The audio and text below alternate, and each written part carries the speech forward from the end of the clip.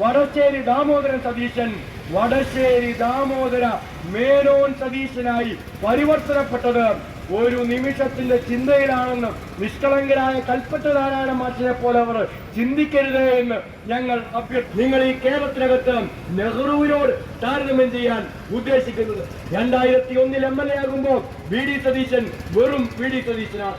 2006 സത്യപ്രതിജ്ഞ ചെയ്യുമ്പോൾ V D Satheesan വെറും വി ഡി സതീശനാണ്. 2011 16 21 സത്യപ്രതിജ്ഞ ചെയ്യുമ്പോൾ വി ഡി സതീശൻ വെറും വി ഡി സതീശനാണ്. മുഖ്യമന്ത്രിയായി തെരഞ്ഞെടുക്കപ്പെട്ട് കഴിഞ്ഞപ്പോൾ കേരളത്തിലെ കോൺഗ്രസുകാർ വി ഡി സതീശന് കുറച്ച് മോഡിഫിക്കേഷൻ കൊടുത്തു.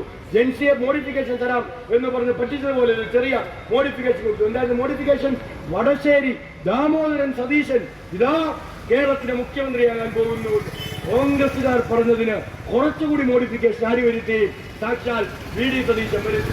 2001 മുതൽ 2021 വരെ വെറും വി ഡി സതീശനായിരുന്ന വി ഡി സതീശൻ പെട്ടെന്നൊരു സുപ്രഭാതത്തിൽ മുഖ്യമന്ത്രി കസേര തന്റെ കയ്യിലേക്ക് കിട്ടിയപ്പോ മുഖ്യമന്ത്രിയായി സത്യപ്രതിജ്ഞ ചെയ്യാൻ ഗവർണർ വിളിച്ചപ്പോ മൈക്കിന് മുന്നിൽ ചെന്ന് നിൽക്കുമ്പോൾ വടശ്ശേരി ദാമോദരൻ സതീശൻ വടശ്ശേരി ദാമോദര മേനോൻ സതീശനായി പരിവർത്തനപ്പെട്ടത് ഒരു നിമിഷത്തിന്റെ ചിന്തയിലാണെന്ന് നിഷ്കളങ്കരായ കൽപ്പറ്റ നാരായണ മാഷിനെ പോലെ അവർ ചിന്തിക്കരുത് എന്ന് ഞങ്ങൾ അഭ്യർത്ഥിക്കുകയാണ്.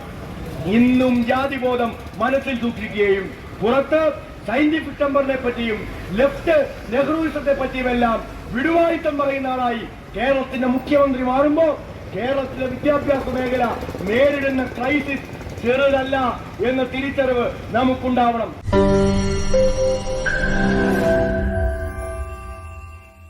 ലോകത്തെവിടെയായാലും ഏത് സമയത്തും 24 വാർത്തകളും ഓഗ്മെന്റഡ് റിയാലിറ്റി പാക്കേജുകളും എക്സ്പ്ലെയിനറുകളും വിശദമായി കാണാൻ ഞങ്ങളുടെ യൂട്യൂബ് ചാനൽ നിങ്ങൾക്ക് സബ്സ്ക്രൈബ് ചെയ്യാം.